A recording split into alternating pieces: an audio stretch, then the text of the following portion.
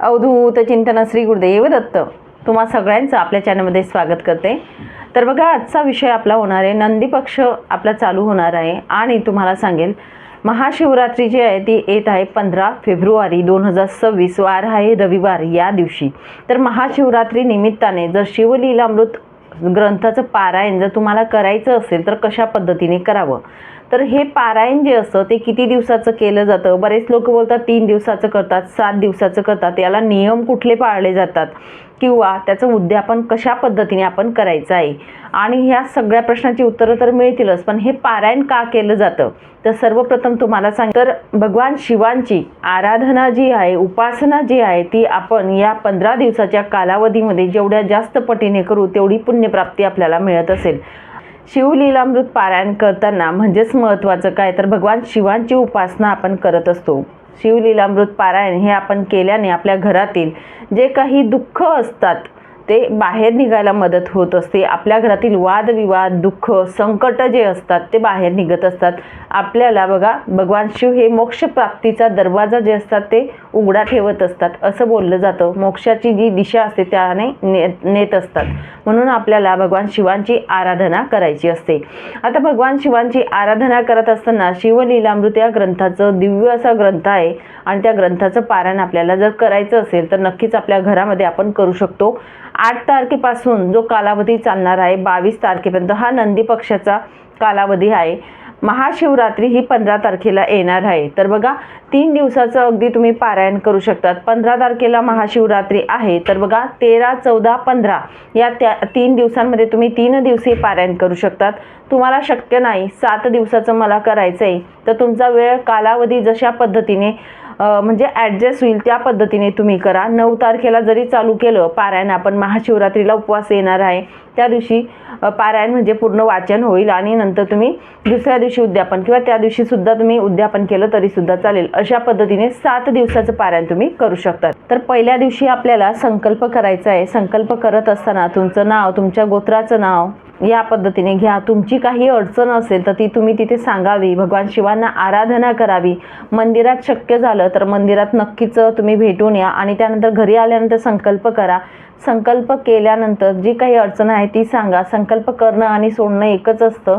संकल्प केल्याचं जे पाणी आपण तामणात सोडत असतो ते तुळशी सोडून इतर झाडांना टाका आणि संकल्प केल्यानंतर तुम्ही पारायणाला सुरुवात करा।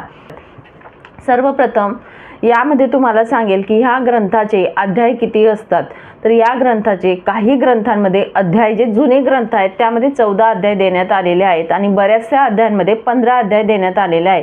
15वा अध्याय हा वाचावाच असं काही नियम नाही आहे। जसं काही बघा, एक फलश्रुती असते किंवा एक संदर्भ देण्यात आलेला असो, तशा पद्धतीने 15वा अध्याय देण्यात आलेला आहे। 14 अध्याय हे पूर्ण माहिती शिवांची देण्यात आलेली आहेत आणि ते दृष्टांत देण्यात आलेले आहेत। 15वा जो अध्याय आहे त्यामध्ये संदर्भ जो असतो ते स्पष्टीकरण दिलेलं असतं, त्यामुळे तो आपण शेवटच्या दिवशी वाचन करू शकतो जर 15 अध्यायांचा तुमच्याकडे ग्रंथ असेल तर। तर सर्वप्रथम सांगेल पाठ मांडणी करावी का। आता पारायण जर आपल्याला करायचं आहे तर पाठ मांडावा का, तर तुमची इच्छा असेल की पाठ मला मांडायचं आहे, पाठ मांडूनच मला पारायण करायचं आहे, तर नक्कीच तुम्ही छोटासा पाठ मांडणी करू शकता। पाटावरती पांढरं वस्त्र आपण टाका, त्यावरती ग्रंथ आपण ठेवावा। भगवान शिवांची आपल्या घरा पिंड स्वरूपातच असतात। भगवान शिवांची पिंड स्वरूपात जी पिंड असेल ती आपण तिथे ठेवू शकतो अशा पद्धतीने आणि पूजा करावी। दररोज आपण भगवान शिवांचा अगदी साधा आणि सोप्या पद्धतीने अभिषेक करावा। ग्रंथाला आपण रोज भस्म व्हायचं आहे, चंदन व्हायचं आहे, या पद्धतीने व्हावं। फूल असेल पांढरं फूल व्हावं। पांढऱ्या वस्तू या भगवान शिवांना आवडत असतात। हळदी कुंकू वाहत नाही, त्यामुळे पांढरे जे तांदूळ असतात ते आपण व्हायचे आहेत, तुटलेले फुटलेले नसावे। ग्रंथाला देखील व्हायचे आहेत। तो पाठ जो असतो त्याला पांढरी रांगोळी आपण साईडला काढू शकतो। पाठ आपण 7 दिवस किंवा 3 दिवस हलवायचा नाही, जोपर्यंत आपलं पारायण चालू असतं तोपर्यंत या पद्धतीने पाठ मांडू शकतो।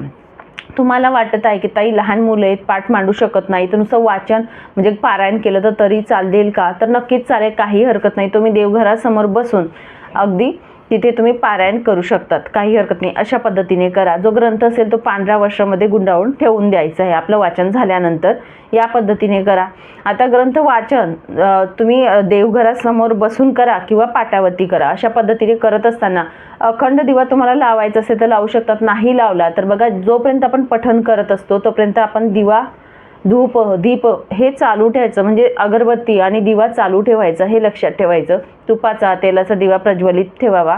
त्यानंतर आपण वाचन झाल्यानंतर भगवान शिवांची आराधना केल्यानंतर आपल्याला महादेवाची आरती म्हणजेच जो ग्रंथ असतो ग्रंथाची आरती देखील आपल्याला करायचं आहे.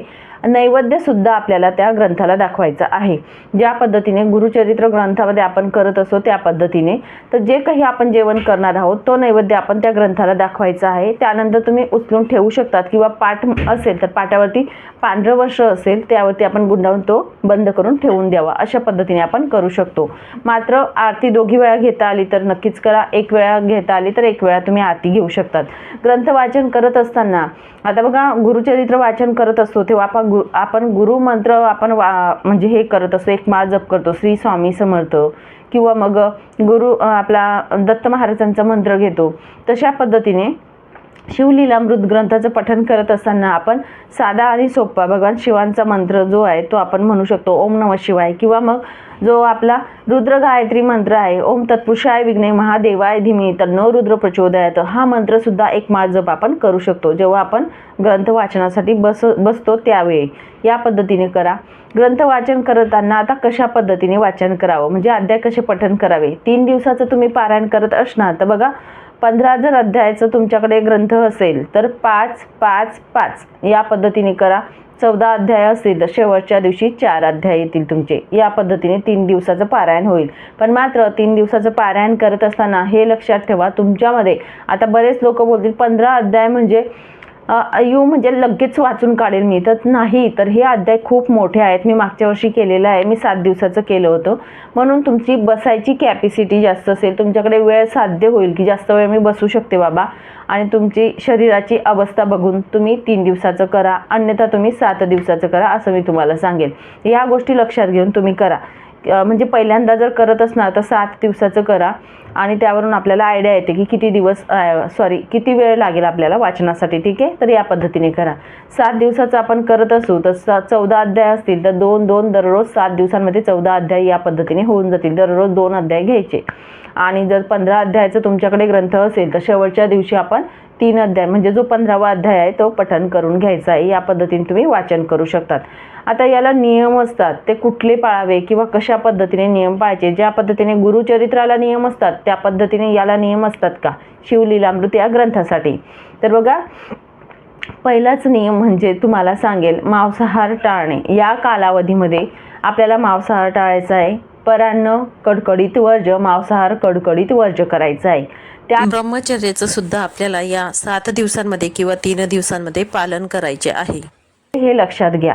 पारायण कालावधीमध्ये कांदा लसूण वर्ज करायचा आहे. आता गुरुचरित्राला आपण करत असो म्हणून या ग्रंथाच्या नियमांमध्ये ते दुसरे नियम पण लागू पडतात का तर नाही. मसाले किंवा दुसऱ्या डाळी साळी सगळं आपण खाऊ शकतो. भाजीपाला जे असतात सगळ्या वस्तू आपण खाऊ शकतो. फक्त कांदा लसूण वर्ज करायचा असतो या ग्रंथाच्या पारायणासाठी. गुरुचरित्राला ज्या पद्धतीने नियम असतात डाळींचा वगैरे ते लागू म्हणजे ते काही याला लागू होत नाही. ठीक आहे. त्यानंतर तुम्हाला सांगेल झोपण्याचं उठण्याचे काही म्हणजे खाली झोपायचं का चटेवर मॅटवर असं काही आहे का तर नाही. आपण नॉर्मल ज्या पद्धतीने दररोज आपण झोपतो त्या पद्धतीने झोपू शकतो. असा काही नियम नाही की आपण जमिनीवर झोपावं चटई वगैरे मॅट टाकून, हा काही नियम नाही. त्यानंतर दुसरंच म्हणजे आपला ग्रंथ असावा स्वतःचा. म्हणजेच काय दुसरा अजून नियम म्हणजेच बघा आपण जेव्हा आपण पारायण करत असतो तेव्हा आपली मॅट स्वतःची असावी, जपमाळ आपली असावी, ग्रंथ आपला स्वतःचाच असावा. दुसऱ्याचा ग्रंथ जर तुम्ही घेतला असेल तर रिटर्न करताना समजा नाहीच आहे पण तुम्हाला पारायण करायचं आहे तर ग्रंथ कुणाचा घेतला तर त्यामध्ये दक्षिणा आपण ठेवावी आणि तो ग्रंथ ज्याचा देणार आहोत त्या ग्रंथाच्या मध्ये आपण दक्षिणा ठेवून त्यांना वापस करावा. ही एक म्हणजे तुम्हाला आयडिया सांगेल. ही पद्धत चालेल.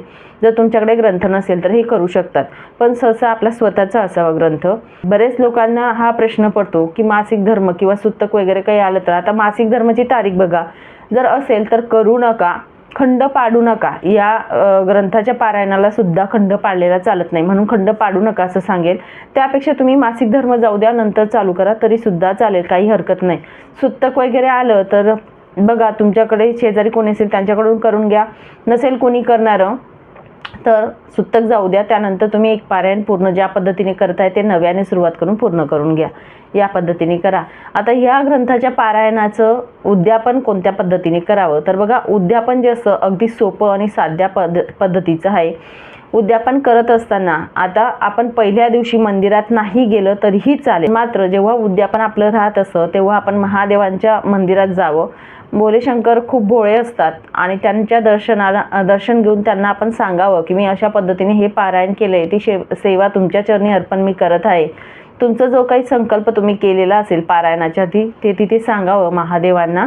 आणि बघा तिथे दान म्हणून आपल्याला काय करायचं आहे, तर सर्वप्रथम उद्यापन आलं म्हणजे दान धर्म येत असतो, तर आपल्याला पांढऱ्या वस्तूंचं दान करायचं असतं. ब्राह्मण बाबा तिथे भटजी असतील तर त्यांना धोतर जोडा तुम्ही दान करू शकतात. उपरणं असतं तो तुम्ही दान करू शकतात. मग 1.25 किलो तांदूळ जे असतात ते दान करू शकतात. 1.25 किलो साखर जी असते पांढरी ती, लाह्या, बताशे या पद्धतीने पांढऱ्या जे असतात वस्तू त्यांचं तुम्ही दान करू शकतात. पांढरी मिठाई असते, पांढरे पेढे असतात ते सुद्धा तुम्ही तिथे दान करू शकतात किंवा वाटून म्हणजे मंदिरात वाटू शकतात. या पद्धतीने तुम्ही उद्यापन करू शकतात. तुम्हाला तिथे ब्राह्मण बाबा नाहीच भेटले बघा, तर तुम्हाला गोरगरीब लोक असतील तर त्यांना तुम्ही दान करा, की ज्यांना खूप गरज आहे अशा वस्तूंची त्यांना तुम्ही दान करा. भोलेनाथांच्या रूपात ते आहेत, तुमच्या मनामध्ये असा भाव ठेवून त्यांना दान करा तरी सुद्धा चालेल. आणि बघा एक अजून सांगेल, धोतर जोडा एवढी सुद्धा तुमची परिस्थिती नसेल की एवढं दान करण्याची, तर तुम्हाला साधं सांगेल, मनात भाव खरा असला ना आणि तुमच्या घरात जर परिस्थिती नसेल तर भगवंताला सगळं काही माहिती असतं. त्यामुळे मनात काही न शंका घेता भगवंताला सांगावं, भगवंता माझ्याकडे एवढंच आहे. तर हातरुमाल जो असतो बघा, अगदी 20-30 रुपयाचा पांढरा हातरुमाल तुम्ही घ्या, तो हातरुमाल मनापासून तुम्ही दान करा तरी सुद्धा चालेल. भगवंतांना सगळं माहिती असतं, सांगायची गरज नाही. परिस्थिती असेल त्या पद्धतीने तुम्ही दान धर्म करू शकतात. या पद्धतीने दान करून तुमचं उद्यापन हे पूर्ण होईल. तर अशा पद्धतीने शिवलीलामृत या ग्रंथाचं पारायण आपल्याला महाशिवरात्री निमित्ताने करायचं असेल तर नक्कीच तुम्ही करू शकतात. सुरुवात तुम्ही 8 तारखेला करा, 9ला करा, 10ला करा, कधीही करू शकतात. आणि या पद्धतीने करून 7व्या दिवशी आपलं ज्या दिवशी पूर्ण पारायण वाचन होईल त्या दिवशी तुम्ही उद्यापन या पद्धतीने करू शकतात. नियममध्ये तुम्हाला अजून सांगेल की आपला जो वेळ काळ असेल वाचनाचा तो एकच ठेवायचा प्रयत्न करा. संध्याकाळचा जो कालावधी असतो भगवान शिवांची आराधना करण्यासाठी सकाळी 8च्या आधी आणि संध्याकाळी प्रदोष काळानंतर जो असतो म्हणजे 4च्या नंतर जो कालावधी असतो संध्याकाळचा, हा कालावधी खूप महत्त्वाचा असतो. म्हणून तुम्हाला सांगेल शक्य झालं तर सकाळी 8च्या आधी आणि संध्याकाळी 4च्या नंतर वाचनाचा वेळ ठेवा. वेळ हा एकच ठेवायचा प्रयत्न करा असं मी सांगेल, कारण पारायण करत असताना एकच वेळ ठेवल्याने त्याची फलप्राप्ती ही खूप चांगली मिळत असते आणि अनुभूतीसुद्धा येत असते. म्हणून या पद्धतीने करा. तर या पद्धतीने आपल्याला शिवलीलामृत या ग्रंथाचं पारायण करायचं आहे आणि नक्कीच सगळ्यांनी पारायण करा. तुमच्या घरातील दुःख दारिद्र्य जे असेल ते कमी होण्यासाठी खूप मदत होईल आणि भगवान शिवांची कृपा तुमच्यावर. चला, सांगितलेली माहिती जी आहे भगवान शिवांच्या चरणी अर्पण करते आणि इथेच विराम घेते. नंतर अजून भेटेल अशाच व्हिडिओसोबत. श्री स्वामी समर्थ अवधूत चिंतन. श्री गुरुदेव दत्त.